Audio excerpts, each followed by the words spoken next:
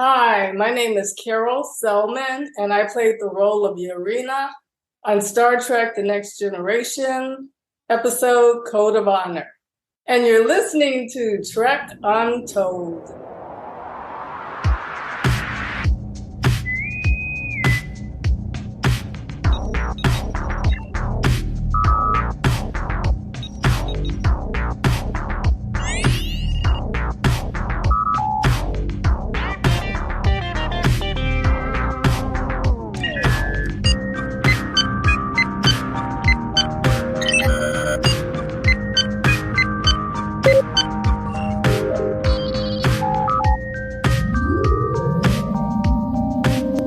Welcome back to Trek Untold, the Star Trek podcast that goes beyond the stars. I'm your host, Matthew Kaplowitz. At the start of this season, I mentioned I did some serious digging for this next big batch of episodes on the show. My goal was to really find some of those long-lost, elusive contributors to the Star Trek universe and see if I could get them to talk. Today's guest is someone whose name was at the very top of my list for a very long time. Really, since the show started. And that guest is actress Karole Selmon. What made Karole such a hot commodity for me to have? Well, all I have to say is 3 words that I know will get your interest piqued immediately. And what are those 3 magical little words that I know is going to make you say wow? How about Code of Honor? Yeah, today Trek Untold is going there.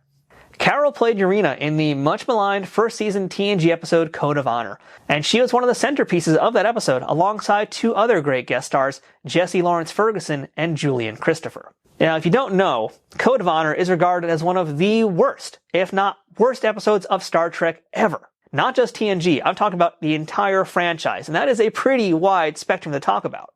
Not only do fans dislike it, but the entire cast of the Next Generation show has disavowed it.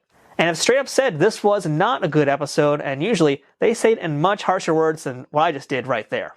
Now, I pride myself on doing research, but Karole was a mystery. Her IMDb was bare, more so than it should be. There's no interviews with her on any websites. There was 1 or 2 really tiny videos about her on YouTube, but nothing that really offered any substantial information on her, and all paths led to nowhere when it came to contacting her. But lo and behold, one day I was able to find a way, and that's why today we get to learn more about this very seasoned performer and get her side of the story when it comes to Code of Honor. This episode has a lot of truly untold tales behind it, so we definitely unearthed some real gems in this one. I had a feeling Karole was going to have a very different perspective on this episode, and I am pleased to say that she did. One that may even have you reconsider your own thoughts on it. So let's get ready to chat with a very special guest today, and a very honorable one at that, Miss Karole Selmon. But before we begin this week's episode, I want to remind you to follow Trek Untold on Twitter, Facebook, and Instagram at Trek Untold, all one word. You can get show updates, check out some fun memes, and let me know what you think about what's going on with the current events in the Star Trek universe. You can also support this show directly on Patreon at patreon.com/Trek Untold, where you can support this show for as little as $2 a month. At higher tiers, you can listen to the shows before they come out, know about my guests well in advance, and even have a chance to ask them questions, get transcripts of these episodes to make sure you get all the info, and more benefits coming soon, including watch parties and live streams. But that's all dependent on more fans like you coming over and letting me know you want to be a part of events like that. If you want some Trek Untold merchandise, check out our store for gear and apparel, including shirts, hats, stickers, water bottles, notebooks, and a whole lot more. New designs will be added throughout the year, so it's always worth taking a peek. Trek Untold also has an Amazon shop where you can peruse everything Star Trek, sci-fi, and geeky on Amazon in one convenient location. If you're looking for a gift for the Trekkie in your life, or maybe want to see some of my favorite non-Star Trek things that you can get for yourself, check out the link for my Amazon shop in the show notes on the audio version and in the description below this video on YouTube. If you're listening to us on iTunes or any other audio platforms that allow for ratings and reviews, please leave us a 5-star rating and a positive review to help out this show. If you're watching it on YouTube, don't forget to subscribe to us at youtube.com/Trek Untold and give the video a thumbs up and a comment. All of these things help more people find this show and to continue growing and bringing you awesome guests each and every week. Now, without further ado, let's beam in this week's guest. Computer, access interview file. And welcome back to Trek Untold. And now joining me on the other side of the screen, we are joined by a very special guest, someone who I've been looking forward to talking to since I started this show. We are joined today by Miss Karole Selmon. Karole, how's it going? Oh, Matthew, you're flattering me. It's going great. Well, it is the absolute truth. I was telling you before we started recording here, your episode of Star Trek is one that is discussed a lot today, for better or for worse, and we'll get to what's up with that. But it's one that a lot of people talk about, and it's been on top of my list to discuss more on this show, especially with someone who's been in it. So yeah, I cannot wait till we get to that part of the discussion. But we had a long road to get to before we talk about that. Okay. So yeah, Karole, I'd like to kind of just kick things off with the first question I ask all my guests here. And that's, what's your earliest memory of Star Trek? Did you grow up watching it? Oh, yeah, I did. I think the little, the little animals that were on there. Do you the remember Tribbles. what those were called? The Tribbles, yeah. That was one of my favorite episodes. So yeah, I remember it definitely with Shatner and Uhura. And yeah, I really enjoyed it. I was told, though, that wasn't the original pilot, or, there was another one made, but they didn't have all the different ethnicities in it. And Roddenberry came up with the idea of doing something different where he could have different ethnic groups, and it worked. So, but I guess, yeah, it's just like the original episodes I watched and I loved, and I dreamt of being on Star Trek one day, and it happened. Yeah, you're talking about that very first pilot that had Jeffrey Hunter originally as Captain Pike. That was the very first one that aired. And then they redid it with William Shatner as Kirk, and then eventually got Uhura as well on the bridge, and a lot of things changed. Yeah. So yeah, let's talk a little bit about your secret origin story, if you will, Karole. I'd love to know where you were born, who your parents were and what they did, and what little Karole wanted to be when she grew up. Wow. Okay. I'm originally from Chicago, West Side Chicago, inner city, youngest of 7. My parents are from the South, Mississippi. Okay. My father was a mechanic, and my mom, she never worked. She just took care of her babies and enjoyed it. She was a loving mother and a loving father. They're both deceased, who were the ideal parents. Took us on vacations to the South to visit, our relatives, made sure we had that foundation, knew who our relatives, where they came from, knew our cousins, aunts and uncles. So we had solid upbringing, and it was beautiful. Made sure that spirituality was in there. They made sure we went to church every Sunday and prayed together and, held the family together. And what did you want to be when you grew up at that time, if you had any idea? Yeah, I remember when I was in first grade saying I wanted to be a physical therapist. And and then as time went on, we did a lot of plays at my school, my elementary school. And I fell in love with the stage. I liked being on stage. And then in my earlier years in high school, actually my freshman year, I got cast in a lead role in, I think it was Finian's Rainbow. And I loved it. And I loved being on stage. I loved being in front of an audience.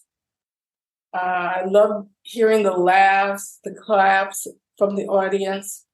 And I remember my senior year in high school, I got the lead in Bells Are Ringing. And I said, yeah, this is what I really love. So I majored in it, and at the university. I went to Northern Illinois University. Okay. And did some, productions there. Had a beautiful person she was working on her in the graduate program, Cheryl Sanford, and she cast me in a lot of leads. And I said, this is what I want to do. So I transferred, though, after going to Northern Illinois University for 2.5 years. I transferred to Goodman School of Drama, and which was the best thing I could have done. So I ended up being able to go with a professor who was a professor there to Europe and work. So it was a nice journey. Yeah, it's a pretty great thing to have when you're like that young and learning acting, to not just be able to perform, but be able to perform in a different country. Because I would imagine Right. it's a little bit different to be performing, if doing something in America and the way the audiences are versus doing something in Europe or any other country, and how Yeah. the conversation with the stage and the audience happens. I actually got to go and work in a satellite communist country. Oh, wow. During that time, Tito was in power in Yugoslavia. Now, today, it's Bosnia and Croatia. But I was able to go before the war, and it was a really nice experience because we went to Belgrade and Sarajevo, Zagreb, Nice. So it was very nice. That sounds like an amazing experience. And Yeah. I'd love to know, too, if during these formative years and when you're kind of learning acting, and especially you're doing this amazing traveling around the world to do it, too, what are some lessons, or maybe what's the most important lesson to you that stands out in your mind that you learned during that time that you still think about today? The college days, well, actually, the college days were a challenge because it made me realize that I didn't want to be a teacher because there are a lot of teachers in my family. And my sister, she got her doctorate degree and she's a teacher. She was a teacher. She's deceased also. My brother got his doctorate degree and he's deceased. I have 4 siblings that have passed. But he had his doctorate degree and they all went into education. And a lot of my family members have gone into education. But I realized, something was missing. And I said, I'm at the wrong school. So, sometimes you just don't fit in. And I wasn't fitting in with the groups. I tried joining a sorority, Alpha Kappa Alpha. And I was always at the end of the line. I was always getting the entire line in trouble. And it's because I really didn't want to be there. I was more of a creative person. I wasn't into the stickler thing, following the routine group. I was I wanted to be more with the creative group, those who are like how kind of avant-garde during that time and just different. And so I found my home, in theater while I was there. And I realized, I said, okay, if I feel this comfortable, then I really need to be someplace where I can really expound on my creativity. And that's why I went to the performing arts school. I was accepted, I had to audition. I heard about this auditioning going on and I was like, oh, I want to apply there. And my parents were like, hey, whatever you want to do, do it. Oh, that's really good. Yeah, they were open, which was nice. Plus, being the youngest, they had gone through all of this with the others 6, and they said, "Hey, go for it." Yeah, you can get away with a little bit more. The siblings basically had to do all the hard work. You got it easy now. Right. Yeah. But were there like any performers that you admired during this time period, whether that be on stage or on screen? Yeah, Pearly Victorious, I think it was with Ruby Dee and Ozzie Davis. That was hilarious. I love watching them on stage. I used to go to a lot of concerts. I used to see James Brown on stage and Jackie Wilson on stage, the Four Tops on stage, things, people like that. And I admired that. And I remember going to see No Place to Be Somebody. And when I saw that play at the Studebaker, I said, this is something I would love to do, professionally. Because when I went to see that play, I don't know, I just fell in love with that theater. And I remember the professor at Northern Illinois University went with me to see the play. And we went on stage and we were able to look at some of the scenery on stage. And I ended up years later working at that theater in Godspell, that same theater. And I'm like, wow, here's another dream coming true. I played the vamp in Godspell. And years before, like I said, I was there watching the play at that theater. Yeah, I'd like to actually talk a little bit about your theatrical career before I pick your brain about a few TV shows that you worked on. Because, the one thing I do about the show is I'm big on the research. And, I look at someone's IMDb, and yours, I'm pretty sure it's like missing a ton of things. But I also feel like a lot of your work has been in the theater, right? So I'd love if you could just kind of like run down, let's say, some of the more important roles to yourself that you did in the theater world that you'd like our audience to kind of know about and know a little bit more about you through what you did. Well, It's a big loaded question, isn't it? Yeah, what I did is during during the 70s, we did a lot of, I would say, type of the poetry, and it was like when the revolution comes, things like that. We talked about the times that were detrimental during that time because, you had Martin Luther King had been assassinated, and then Kennedy and John Kennedy, Robert Kennedy. We had Malcolm X who was assassinated. So this was all going, on. And so I was doing that type of theater,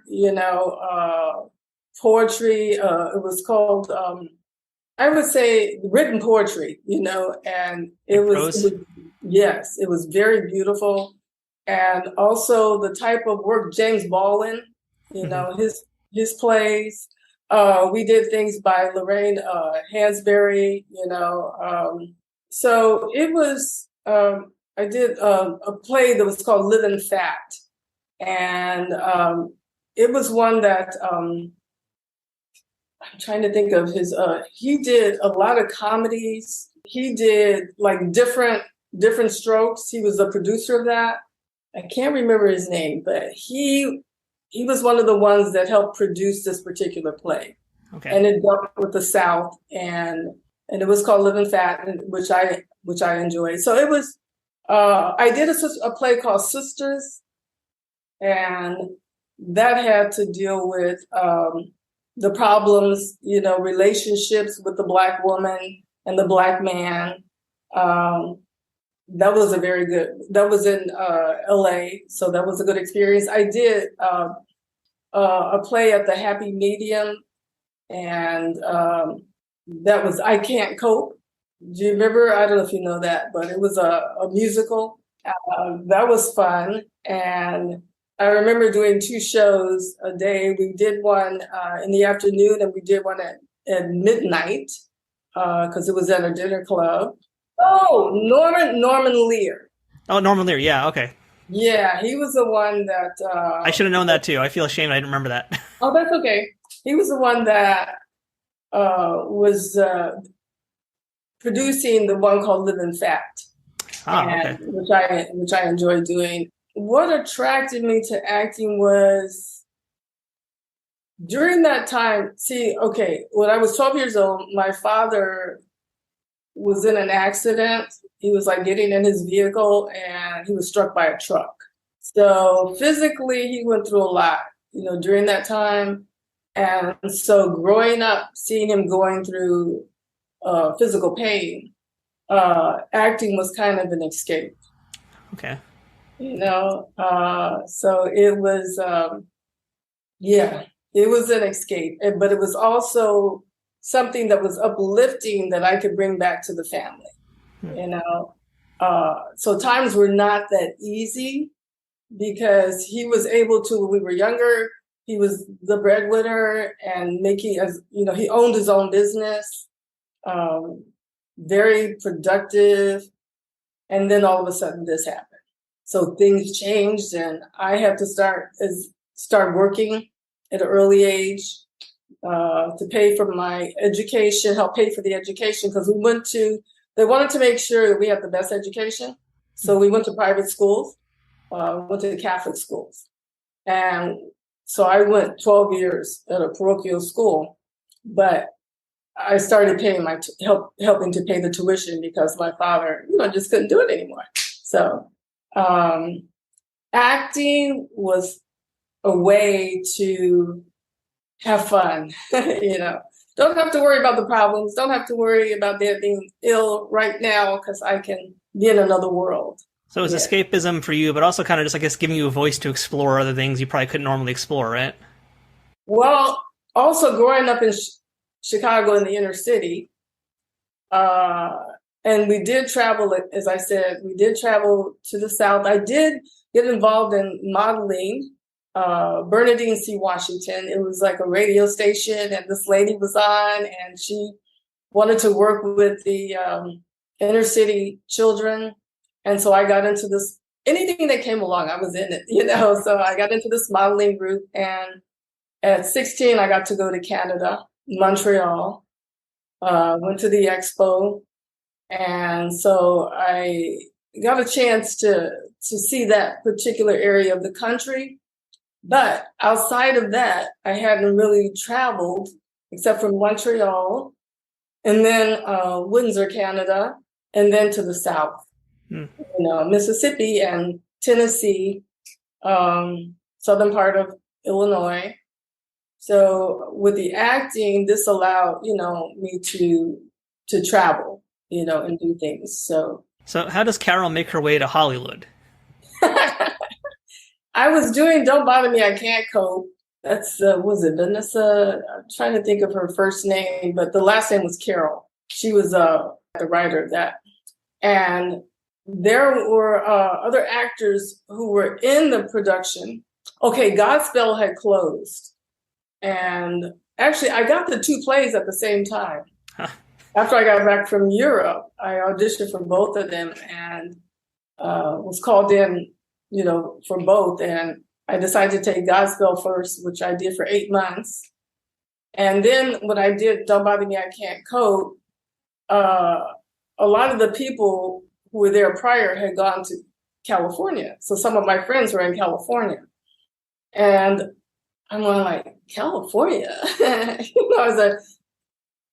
I thought it would be something nice because when I went to the theater, sitting, watching films, and during that time, there were so many Black exploitation films, Superfly, and just quite a few.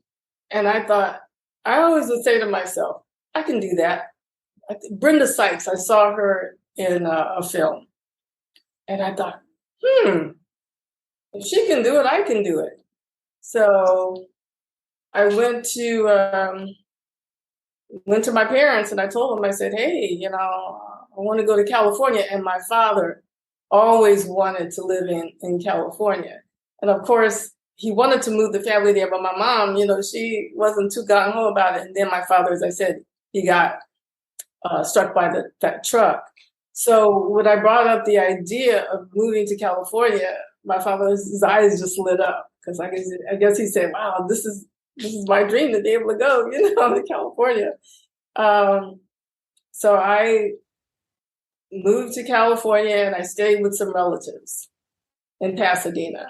I just loved it. I said, wow. And my aunt, she was just like into it also because she had some sons who she wanted to get involved in acting. So I was her dream come true for the family. And she helped me as far as searching for an agent, which I'm looking for now. I'm looking for a new agent. But she helped me and I kind of helped her and her two sons. So we were all in it together and, so I got to California. And according to IMDb, I don't know if this is accurate, but IMDb says that your very first role was in film with Sidney Poitier, James Earl Jones, and Bill Cosby, which was, do I have that right? Actually, my first one was Mother Jugs and Speed. Yeah, okay, that's right. Yes, I got mixed up. I think I'm talking about Piece of the Action. Yeah, you're right. First one was Mother Jug and Speed. So that had Bill Cosby in it also, right? Yes, it did. Yeah. And, this is interesting. And this is something I can tell actors who are stage actors because I grew up on the stage, okay? And my gestures were big. So when I did that scene, my gestures were too big, And I remember, I don't know if this was an AD or whatever, but she pulled me aside and she said, bring your gestures down, just bring them in. And I went, okay. So I did. And then when I saw it, when people see the scene, if you look at Mother Jackson Speed, I don't say anything, but you do see me. They have me, but my gestures were too big. So I thought, oh man, I'm never going to work again. And sure enough, the next year, Bill Cosby saw me and he goes, "You little devil," because Sydney really liked what I was doing. I learned over that year. And I was up for this role, and so was his daughter. And I got the part. And he told me, he said, I had to make a decision here between you and my daughter. And I chose you. And I was like, wow, thank you. Yeah, I'd love to actually hear any stories you have about working with Sydney, because that's someone who, we've had a chance to talk about once or twice in this show, but I really, really enjoy hearing stories about him. So what do you remember about being in film with him? Wow, fantastic person, fantastic personality, such a gentleman. Loved comedy also. People see him as a serious actor, but he's so good at comedy too. He just allowed us to have fun. And he said, some of you are going to be stars, and it was nice. And working with James Earl Jones, was really nice. He's very quiet. He didn't say much. Bill actually didn't say too much either. But Sydney would talk to you, and things like that. He was very nice. Yeah. And it's really interesting, too, to hear that you basically, you just come into Hollywood and you book a gig in Bill Cosby movie with Sidney Poitier, with James Earl Jones. I mean, these are not just luminaries of black cinema, but just cinema as a whole. And that's a heck of a way to get started in the industry. Yeah. You do it because you don't have any fear. You're doing it because you studied your craft. I had studied, I went to the schools and I had a foundation and I knew that. And I would always say to myself when I went on an audition, I'm going to do better than that person. And I know it, that's the kind of mentality, it was like, I'm just going to get the job. I had no doubt that I wasn't going to get the job. So, and I got it. And I want to talk about something else I was able to find that you were in, which thankfully it's streaming on Hulu right now. You were in an episode of Hill Street Blues from season 1. Yeah. I'm going way back here now. We're in the 70s. I think maybe this was end of 70s or 81 or something. But yeah, I just was able to watch that whole episode. And that's what a good time. What a good show to be on. That's the role of Billy in Film at 11. Yeah, that was really nice. Tori Blake. Yeah, that was nice. I enjoyed that. I remember, the scene where I'm running down the street with the bag. Yep. I was running and I didn't stop running because they didn't say cut. So I ran down to the end, and they were laughing. Because I was like, I was gone. And at that time, you have that youth and you could run forever. But that was fun. I wish I could run forever still, but yeah, not anymore. And George Sanford Brown, he was an excellent director. Excellent. Now, I also read somewhere that, and I couldn't find this on your IMDb, so I wasn't able to quite track down what your role was in it, but I read that you were in Roots. Is that true? Oh my goodness, yeah, and that one too. I don't know why. It was a small part, and I did have a small line, but they put my line on the cutting floor. What episode were you in? What episode were you supposed to be in, I should say? Which episode? I don't remember the episode, but you see me. You do see me. Okay. But I don't say anything. It's like it was with Leslie Uggams the day she was there. And then Vereen was there also. Marvin Chomsky was the director on that. But it was very small. But I put it on my credits because I said I did it, and I'm proud I was in it. And you can talk to the director; he'll tell you I did it. But those were the two: Mother Jackson Speed and Roots.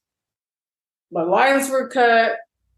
And then the small part, I go gee, are they really gonna see me in film? Am I really gonna be seen? And that's when Sydney cast me, and I go okay, yeah.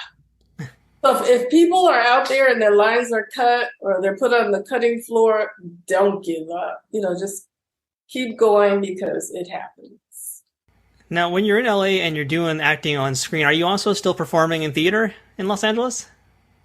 I haven't performed in theater for a while, which I would like to do something, on stage again. That would be nice. I was doing some things like Harriet Tubman, just going around doing improvisational things at some schools, which I thought was really nice to inform children about history.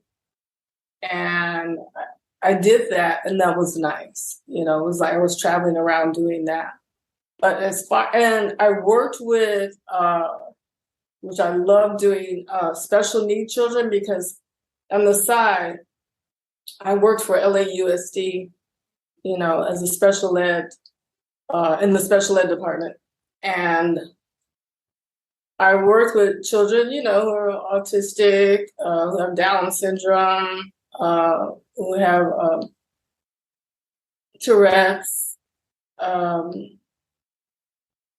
EM problem, emotionally disturbed problems, but mostly in the plays that the children were cast in, I would say most were autistic, and we did some productions, like a full wide production, and I was like able to direct them.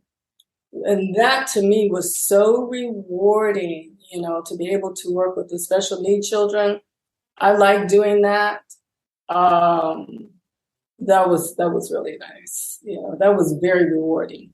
Yeah, it takes a special kind of person to be able to do that. So thank you for doing that. Oh, you're welcome. Yeah. I like doing social type of work, even though I'm not a social worker. Like I spend time like going to the Motion Picture Fund and visiting the people who have Alzheimer's, and those who are sick. I give them like the Eucharist, and I like to pray with them, spend time with them. So yeah, I like doing things like that. That's important. There was one thing that you did mention. There was something called JJ Starbuck. Did you see that? Don't know if I saw that, no. Oh man, that was so much fun. If you ever get a chance, look at that. I got to go to Canada with that. And I think it's Dale Robertson. He was like an old actor. He played, in this one, he played this he was either a millionaire or a billionaire, and something happened to his family. So he ended up being a philanthropist and went around helping people. And I played this con artist. JJ Starbuck, you would like it. Well, the reason why I'm bringing it up is this was a leap for me. They dug 6 feet in the ground, and they put a casket 6 feet in the ground. And see, this guy ends up killing me. So I actually had to get in a casket 6 feet in the ground, and they closed it. The director yells, "Are you okay?" And I go, "Yeah, as long as you open the lid to this, don't keep me down here." So that was interesting. That was fun, though. Yeah, that was the same year as Star Trek TNG also, I believe. 87. Okay. All right. Yeah. So if you ever get a chance, watch that, JJ Starbuck. I'm going to have to now to see you'll like it. That's to make sure you get out alive in that episode, yeah. You'll like it. I want to ask you one other thing, too, before we go into our Star Trek talk here. I wanted to ask you about a film you did in 2009. That's The Soloist with Jamie Foxx and Robert Downey Jr. Yeah, so I saw you listed as Homeless Woman #1, I think. But I'd love to hear what you can remember from that day you were working on it and who you worked with. I worked with Jamie Foxx and Robert Downey Jr. that day. We were, that was interesting because we were down on Skid Row downtown at night. And I was shocked. It looked like a war zone. It's really, people just don't know. So many homeless people, it's just like sardines. Yeah. And I'm like, what? And I was talking to different people, and they were happy and everything, but I said, we got the lights on and it's really bright out here now. I said, well, what is this like at nighttime? So these are things that, and I mean, of course, it's more now because of, the problems that we're having. A lot of people, because of COVID and everything, have lost their jobs. Now things are starting to pick up again. I'm happy about that. But California, the homeless problem that we're having is just something that we really need to be concerned about, and and put our efforts into trying to help get people off the street. And they're working on it, but we have to work harder, And I like to put a plug in too. Before we go, we talk about something else. I like to put a plug in for people who are going through something physically, like cancer, if you don't mind me talking about that. Yeah, sure, go for it. Because I had cancer. I had breast cancer. And so I think it's very important for me to talk about it because my sister passed away from breast cancer. My brother passed away from prostate cancer. So, and I have what's called, and I have to say this because I have something that's called the BRCA gene, and it's the BRCA2 gene. And a lot of African-American women aren't familiar with it. But it's usually, my last name is Selmon, and I do have some Jewish-German heritage. So I was asked, did I have any Latin or Jewish heritage? And I said Jewish, because a lot of Eastern Jewish women have it. And I think it might be because of the Holocaust, living in those concentration camps. I don't know, but it could have been the diet, lack of nutrition. And what happens is a lot of people, African-American women, don't go and get mammograms. They don't realize they have the BRCA gene. And I have to say this to all women, do your self-exams. It's very important because I had early detection. But I have the BRCA gene. So the BRCA gene is something different. When you have the BRCA gene, your chances of a new cancer forming are very high. So I'm here today because I took aggressive, steps. And I learned from my sister. She didn't know about the BRCA gene. And I learned from my aunts. Some of them passed away, but I'm just putting that out there. I'm alive today. I'm healthy. I do walking. I do hiking. I hike up 1,100 feet, in the mornings or evenings. I put in my 4 miles. So it's very important. So those of you who are out there, and if you don't have breast cancer, if you just have cancer, period, know that I'm here for you. I'm supportive. I'm one with you, and I'm praying for you. And don't give up. Okay, I was going to say that. Well, that's a great message. I'm going to say, too, on top of that, early detection is very important because I have a lot of family members who have had cancer, and they've all, for the most part, gotten over it. But I want to also add, in regards to breast cancer, it's very important for women to check that, and it's, I know, weird for a guy to be saying that, but I also want to say on top of that, for men as well, it is important to check yourself for that as well. I'm going to just shout out to my girlfriend because her dad had breast cancer, and it's very rare, but it does happen to men too. So for any guys out there who are listening, if you ever notice a lump or something abnormal, get it checked out. Don't wait. Right. Yeah, definitely. Trek Untold will return momentarily. Trek Untold is sponsored by Triple Fiction Productions. Celebrating 15 years in business in 2023, TFP creates 3D printed Star Trek and sci-fi inspired items that fit into any collection. Whether you're a cosplayer who wants a Starfleet phaser, a Bajoran tricorder, or a Klingon dagger, or a toy collector looking for that special accessory or diorama to make your figures truly stand out, Triple Fiction Productions has exactly what you need. And for you figure fanatics, that includes products that are the perfect size for Galoob, Mego, Playmates, and everything in between. All products are 3D printed in the US, with new designs constantly being updated on their website. Repeat customers can sign up for TFP's loyalty program for free, which is a great way to save money as you build your collection. Repeat customers can sign up for TFP's loyalty program for free, which is a great way to save money as you build your collection. Repeat customers can sign up for TFP's loyalty program for free, where the more you order, the more discounts you receive. TFP also has a pay what you want section, where clearance or misprinted items are available at a discounted price. Best of all, every product can be shipped worldwide. As a special bonus for listeners of this show, Trek Untold has a special discount code just for you. Enter Untold10 at checkout for 10% off of all orders with no minimum purchase required. That's 10% off using Untold10. To see all of their products, head to triple-fictionproductions.net. Or to stay up to date on their newest products, find them on Twitter, Facebook, and Instagram. Triple Fiction Productions, where something is only impossible until it happens.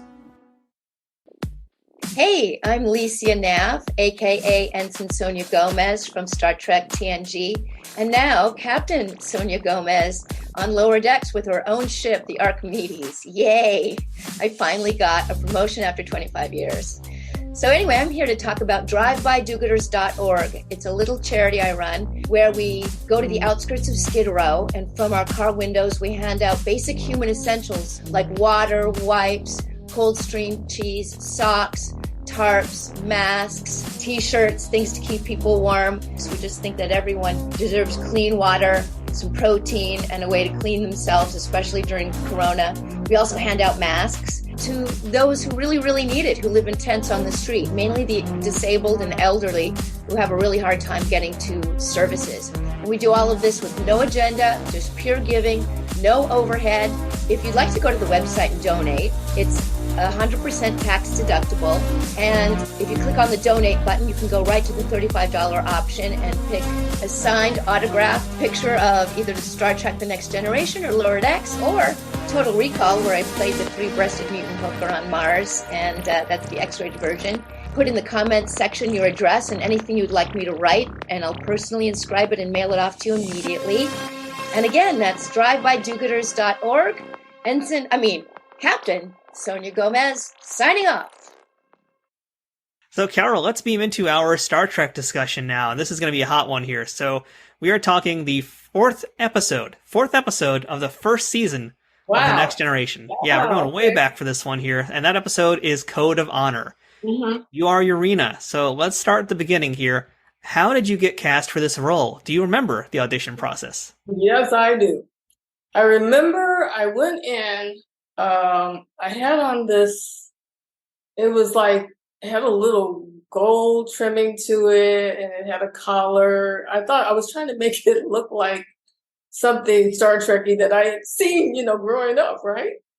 And Junie Lowry was casting. And I remember reading, and she looked at me and I said, "Oh, can I read it again?" Because I was thinking to myself, I didn't read that right. And she said, "No." She says, "What I would like you to do is go and get something sexy to put on, sexier to put on." And I'm like, sexier to put on. Oh, okay. So I was thinking about the women, the Shatner had, and sometimes he'd have these romances with these women, and they'd have on these little outfits and everything. So I went to Fredericks of Hollywood and I got this sexy outfit, and I had these black tights on.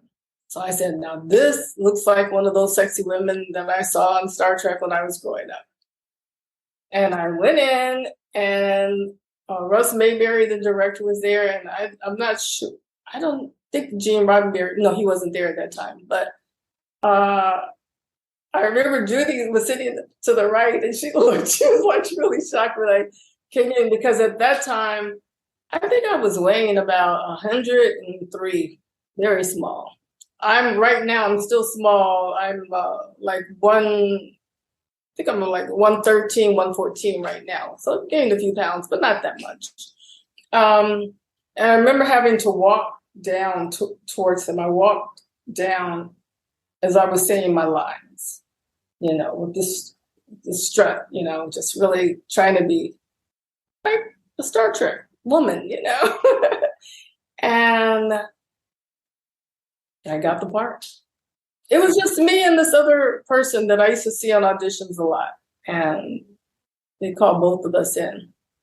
And she was like, whoa, what is she wearing? But I got it. So you booked the gig, you're going to be on Star Trek, hooray. And now they send you the script for the first time, the first full script. So you have a read through of this thing. What did you think about the episode, and what did you think about the material that was in it? I thought, okay, this is an all-black planet. Wow, this is pretty cool. And I said, this is a queen of a planet. And I thought about Africa because there was, if you look back in history, women the African women were in charge in some areas. They were queens and they owned the land. So I'm thinking Russ Mayberry did his homework here because this has some facts to it. You look at the Nubia queens, in Egypt and all that. But I'm thinking, yeah, they did own the land. And as you see at the end, Yareena, she chooses the other one as her, to take over and to be her first one, So I thought it was well written, but then I heard this one critique of this person saying, oh yeah, and here's this white woman going after, this black man, liking him, and this is Denise Crosby, Lieutenant Yar, and I'm like, yeah, but I mean, this is what, Russ was like writing about, not Russ, but Gene Roddenberry was making a statement there. And what he was showing was that you can be attracted to another race. You can be an official or in a position that's well respected and have natural feelings for someone who's very different from you. And then there's that part where, hey, there's a lady, a queen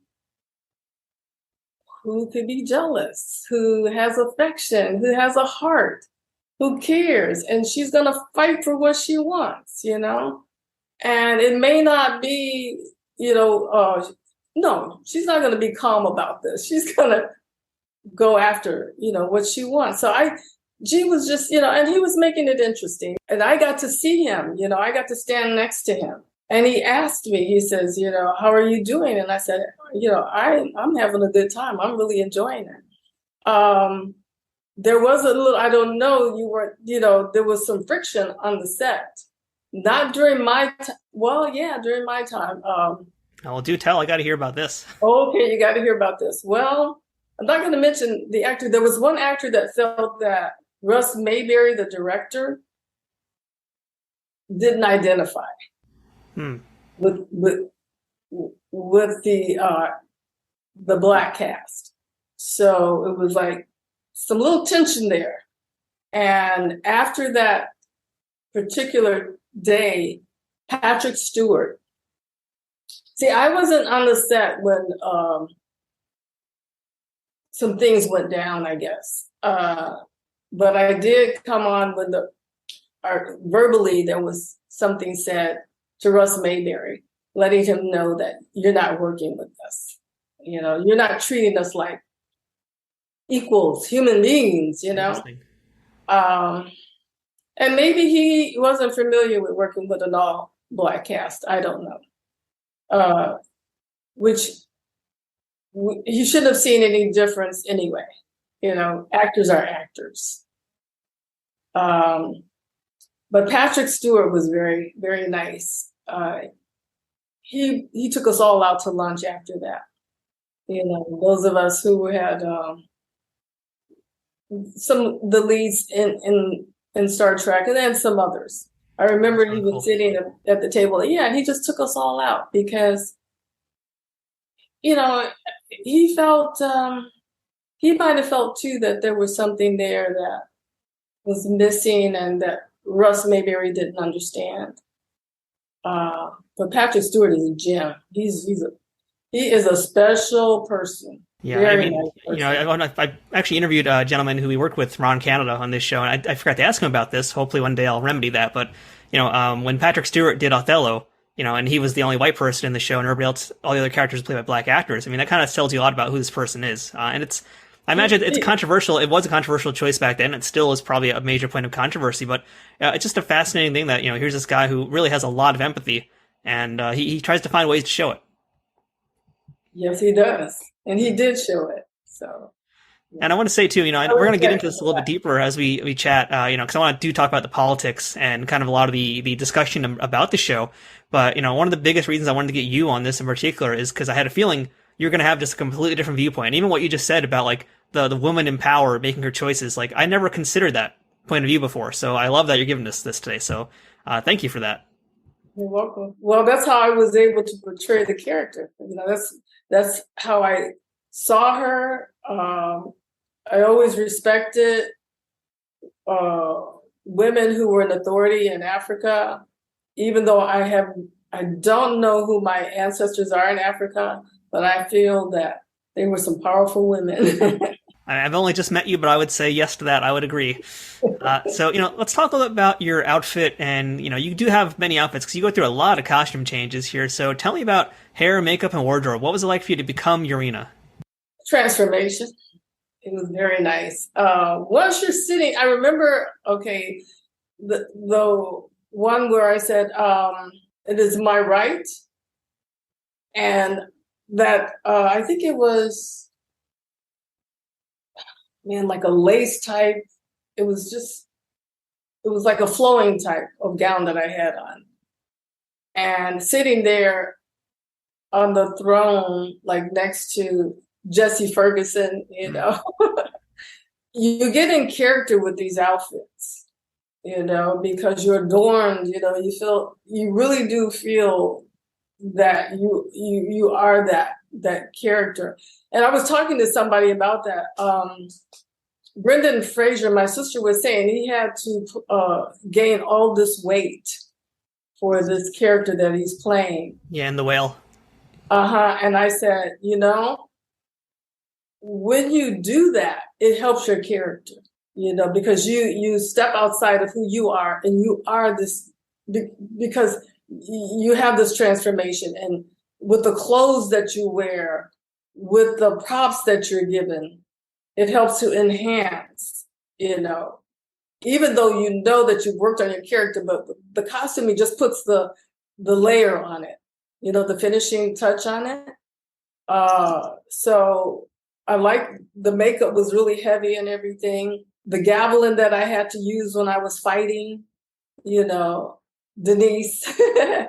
Oh, something interesting about that. So anyway, yeah, it definitely helped. And that jumpsuit type that I wore, during the fighting, it was loose and everything, fitted tight, but I was able to move in it nicely. But what happened, and the gavel, I don't want to give away, because if I tell you exactly what it was made of, people will say, oh no. But the beams, those 4 beams? Yeah. I didn't know they were glass. Oh, I was going to ask you about that, in fact. Yeah, because I was wondering about that fight scene. It's like, I'm jumping ahead a little bit, but that's like, you guys are having basically a fight in a jungle gym with neon tubes. It's crazy. I did not know they were glass. And the choreographer, the stunt choreographer, when he was working, when we were working on another, we were working, it wasn't the one that was on the set, but there was another one, a model of it, that we were able to work on. And he did the choreography, and it went fine. When I was working with Denise, what happened was when you're really working with the person that you're fighting with, you kind of move, you gear into character, and the choreography is there, but you get more into it. And when I made this turn, my foot hit the step. And I fell into the beam, and it just shattered. And I heard somebody yell, close your eyes, close your eyes. And that glass just went all over us. Oh, wow. And I saw Denise later on a plane. She was coming back. She was flying back. And I saw her. And she said, hey, how you doing? I said, fine. She said some of that glass had gotten into her eye and it started protruding out later on. Just a little bit. So anyway, that's something that you guys don't know. So we were actually fighting, of course not hurting each other, but yeah, when you're doing stunt stuff, you can have an accident easily, which I did.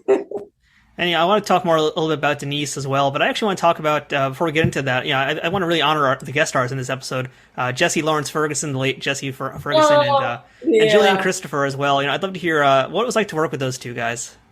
Very nice. Jessie was, his voice, it was very nice to work with both of them, I miss Jessie very much. He got out of the business altogether and started teaching. Yeah. And, it was interesting. We both had the same agent, Don Gurler, at that time. We both had the same agent and we were both cast, so it was good. Someone was looking out for us, and I didn't even know him prior to that, and I didn't even know we were with the same agent, so it was nice. I'll tell you, a person that is really nice and went out of his way to be nice to me, it was, I can't think. I was going to tell you, with the glasses. LeVar Burton? LeVar, yeah. I don't know. I couldn't think of LeVar. So nice. LeVar is so nice. Yeah. I mean, he went on to direct a lot of episodes of Star Trek as well, but this is, young LeVar, basically, I feel like at that time period, too, that, the producers were taking a big risk bringing LeVar in, because he really, I felt like, was having a lot of hard time finding his place after Roots. So, you got him now on Star Trek Next Generation. It's a pretty big deal for him. So, yeah, how was he, season 1 Geordie LaForge, if you will? What was it like to be around young LeVar? He was so down to earth. He's just LeVar, just down to earth, just come up to you and sit, talk to you and joke with you, just everyday person. Very nice. That's how he is. He's just a down to earth person. Like Patrick Stewart, down to earth person, Gene Roddenberry was down to earth person. Sidney Poitier, same thing. Wow, that's really cool to hear that. Regular people, just really nice people. Yeah. Yeah. And I'd love to hear, too, if you have any other stories about Gene, because, again, this is very early days of Star Trek TNG. Season 1 we're talking here. So, I mean, he had very much a lot of say at this point in the series, and that would change pretty quickly by Season 2. He didn't interfere. Gene, he stood back. He didn't come on. No, he was out of the picture. I just saw him like offset, and we just exchanged, a few words there. All I know is I looked up at him, I'm like, ooh, this guy is tall. Yeah, he's pretty tall, but just nice person, So, yeah. Everybody on that set, was friendly. Yeah. And I did mention we're going to come back to Denise, so I want to go into that right now, in fact, because, you already mentioned that you two just trauma bonded over this shattered glass, but other than that horrible situation, how was Denise? Did you enjoy working with her? Uh-huh.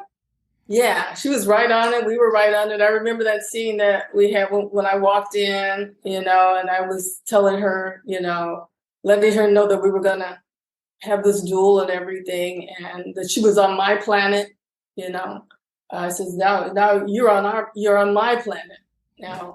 And then I walk out and the door shuts, and we did one take on that. That was it. Wow. One take. So she was right on top of it. I was too. And like I say, the fight scene, we had fun doing that. I would have loved to have worked with her on something else, Yeah. It was nice. I gotta tell you too, I love the line that you delivered to her at one point, which is, the truth is, I will kill you if I can, and believe me, I can. Oh man, that was good. Oh, yeah. Well, that was acting. I have wouldn't fooled do me. that to Denise. But and again, we talked about this fight scene already a little bit too, but I'm curious, how much of it on screen, when we actually see the episode, how much of that fight scene is actually you and Denise doing it versus stunt doubles doing it? Most of it, when the person jumps up, that's a stunt. And then I could have done all that. They just signed away and let me do it. And then when she's down on the ground and she's going like this, that's stunt. I could have done that. I think they just wanted to give somebody some work.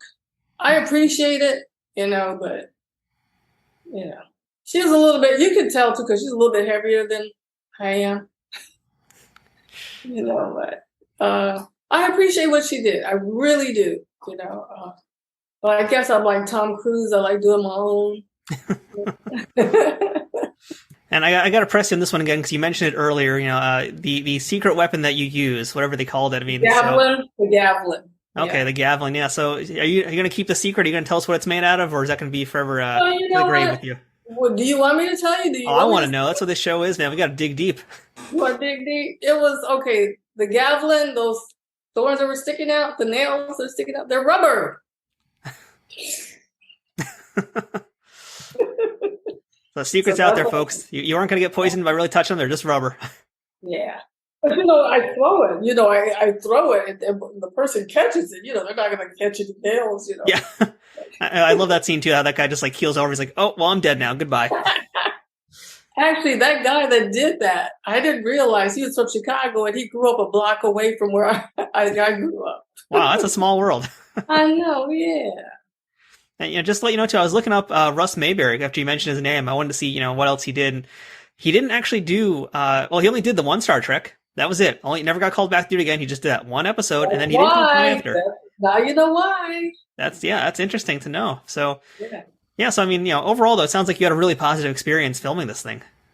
Oh, yeah. I wanted us to do it again. I said, why haven't they called us back? I wanted it. Yeah, I said, they're calling a lot of other people back. Why not us? Yeah. So did you watch the episode when it first aired on TV? Yeah, because all my friends were rooting for me, at home, and I like watching my work, So, the first time you watched your episode of Star Trek, what did you think of it? I laughed. In a good way or a bad way? In a good way, because it was fun. Yeah. Yeah. I kind of laugh at things that I do, because, there are these serious, parts, and I'm back to, I'm really, not like that, but it's good. I like character parts. I always thought of, Betty Davis and Joan Crawford, and I like those scenes that they play, that were really out there, and I like characters like that, So, they always intrigued me. And it's a pretty cool feather in your hat as well to have in your resume that you did Star Trek, and you did Star Trek TNG Season 1, which is, a pretty big thing. And did you ever think you would actually get yourself in a Star Trek show? No. No, of course not. You imagine things in your mind. You picture things. You see. You go see a movie, and you see yourself in that in that character, and you have fun. I'm a kid in the inner city of Chicago looking at TV. Looking at Captain Kirk. Lieutenant Uhura. And Leonard Nimoy, I'm looking at him, Spock with the ears. And I'm like, oh, wow, that's fun, No. So this is the part of the conversation, Carol, where things get a little bit more serious because, as I mentioned, this is an episode that a lot of folks talk about today, and it's not always for the most positive reasons. I know. Yeah, so you know where this is headed already. I hate to do this to you, but I'm curious to first off know, because I was like 3 when this came out, so what was the reception like back when this first aired, if you can remember? Did you hear, was this episode talked about that much? Yeah, people loved it. Yeah, okay. People I knew. Yeah. All loved it. And then later on in life, I heard people say, ooh, wow, that wasn't the best episode, and I'm going like, it wasn't? I go, okay. And I'm like, why not? But we loved you. We loved you, and I'm like, okay. I would go to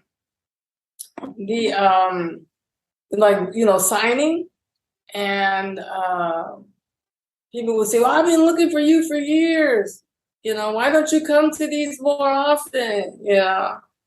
And I go, oh, I don't know. Like Michelle, she was the one that I went to.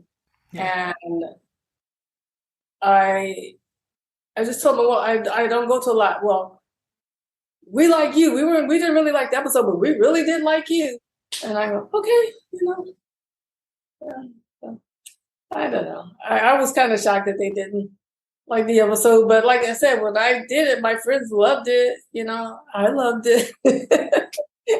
I mean, it's kind of disappointing because, you were really good in it. Jessie, Lawrence, Ferguson was great. I mean, Julian, Christopher, everybody did a great job. But, and even not necessarily just looking at by purely today's standards, even like 10, 15 years ago, even, it's viewed very much a negative way just because of the stereotypes, I think, that it showed. It's like, here's this futuristic time and here's this futuristic civilization, but for some reason they're all dressed like they're basically doing an off-Broadway production of Aladdin, it's kind of weird in that regard too. And, they're doing like they're banging sticks together to play music. I mean, there's a lot of tribal roots in it, but it comes off also in good intentions, maybe bad execution. So, I mean, what's your take on how it is today? I mean, what do you think about the material? You got to look at when it was written. I didn't think of it that way. I mean, I love my costume, and people think the costume. I mean, we weren't going around with bones in our nose and little wraps around us and jumping up and down, like that. No, I thought we were pretty sophisticated. We were speaking intelligently.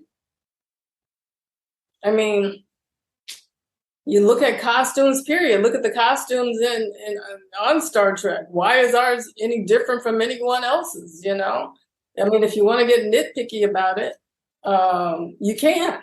It's people's own perspective. You hear the sound of the drums, clanging together. I thought that was a beautiful sound. If you perceive it as being stereotyped, people perceive it as being that way, then so be it. That's okay. You're looking at it, to me, not from the creative, as I mentioned before, you got to look at the history of the African woman. And Jessie, you got to admit, Jessie was very strong and forceful. Yeah, very commanding presence. He was very charismatic, very intelligent, and forthright about what he was doing. And James was also, supporting him, being an assistant to him. There wasn't any friction between them. There wasn't any arguments between us. Everything was orderly. There was no chaos. And I like the costumes. I would love to have my jumpsuit type, But, people are going to look at it, from their own perspective. And that's okay. I would say, look at it from our perspective. We enjoyed doing it. We had fun doing it. Of course, it would be written differently today because this is 2022. We're going back to what, 87. 87. So come on, look at, people would say with Sydney, Lilies of the Field. Well, look at him. That's kind of far-fetched. Look at when that was written. Yeah. So it's the times. A younger generation looking at it today, well, oh, what is that? But it may not, there's some things like you look at some movies and you say, all right, well, that is a classic. Well, Star Trek is a classic. Star Trek is here, and every single one of the episodes has its own flavor to it. It sustains because it's different. Every time it's something different, and other shows have stolen from it. So whether people want to admit it or not, people have taken from our episode. and created something else, that they feel people will appeal to the audience. They've taken from Roddenberry's Code of Honor, so there are bits and pieces, whether people they criticize it, they critique it, or they praise it. They've learned from it, and they've used it. Some people have. So. I love your take on it. And that's, like I said, this is why I wanted to get you here, because, I wanted to ask you these questions, and I appreciate your openness about this. But, bottom line, Carol, I mean, people call this like the worst episode of Star Trek ever. Is it the worst episode of Star Trek ever? No, it's the best. It's one of the best. Like I said, you have an all-black planet. How many times are you going to see an all-black planet? Yeah. How many times you're going to see a queen of an all-black planet? Have you, you tell me, and she's in control, you tell me, is it the worst episode? I don't feel it is. I thought it was one of the best. And a lot of times people, they look at it from closed minds. People aren't, I don't think people still today, many aren't ready for interracial relationships, or they're not ready for a woman being in control, or they're not ready for Black people owning an entire planet or their own land or their own property or things, they're just not ready, and they'll never be ready. So, yeah, of course, people are going to say, oh, it's the worst, because they're not ready. Oh, good answer, Carol. I appreciate all that. And, I hope this isn't like, me throwing any poop or, being negative or anything at you. So, No, I've heard it before, and I just let it go, because I thought Gene Roddenberry did something wonderful. He opened the doors for many of us, many Black actors, and showed people what we can do, and very uplifting man. So I respected his work. He wrote it, and he was genius of his time, so you can't deny that. So if you could now, let's say, here in 2022, if you could bring Yareena back, what would you like to see for her happen? Like let's say Yareena shows up in Star Trek Picard season 3. What do you want to have happen for her character? Oh man, that she helps to bring peace to the chaos that's going on in the world. And she helps people to see that we are all one, that and in the midst of the chaos, we can take whatever pain we're going through and get through it without any animosity or hatred towards others. And for those, I would say Yareena would be a type that would,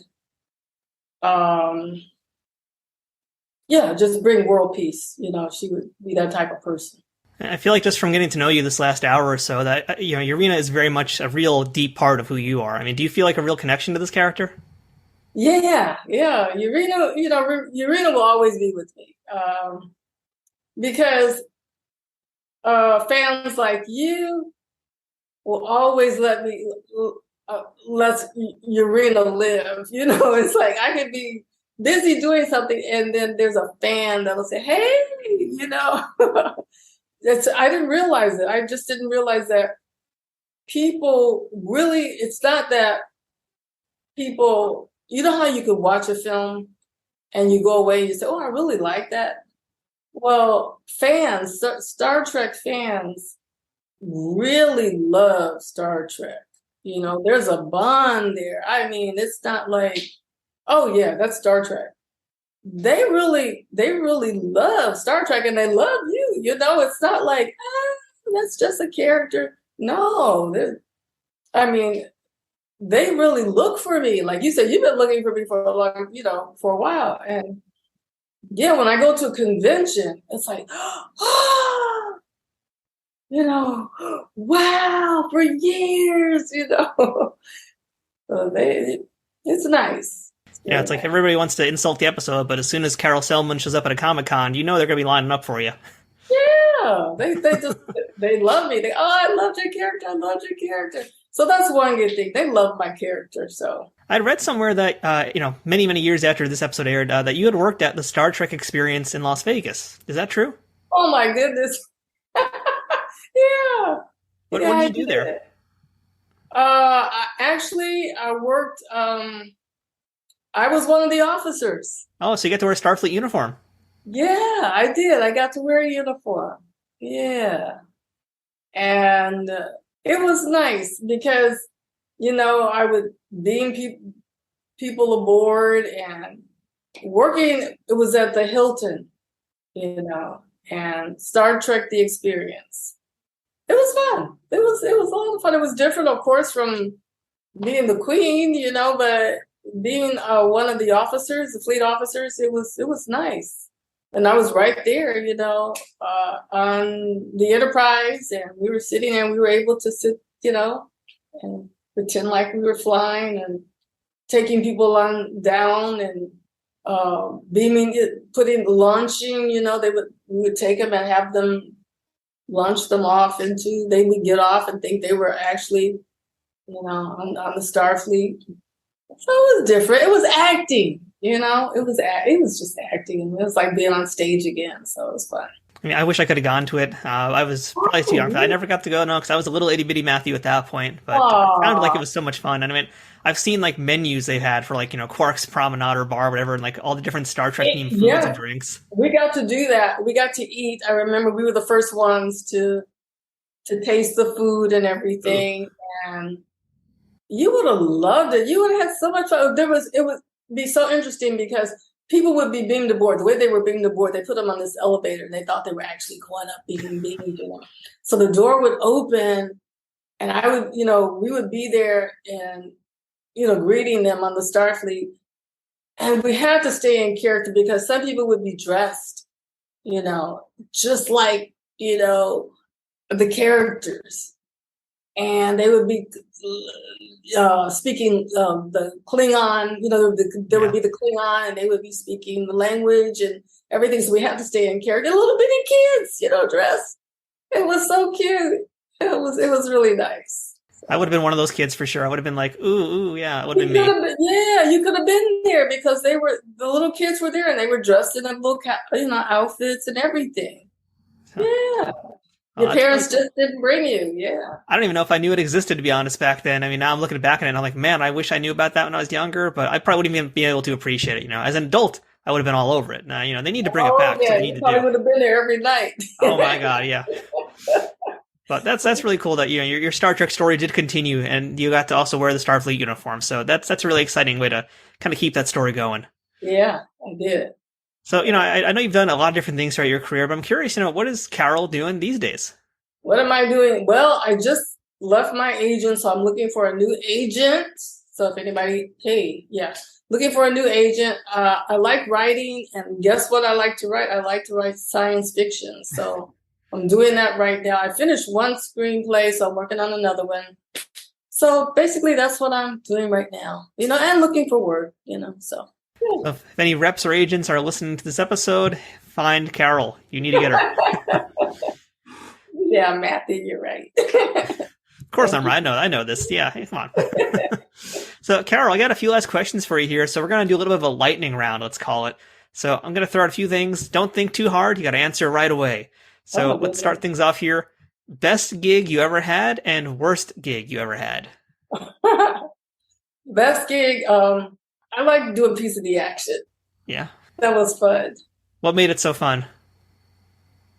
Sidney Poitier. Yeah, that's fair enough, yeah. Worst gig, I did some background work when I first came out, and it was cold out. So that was one of the worst gigs I ever had.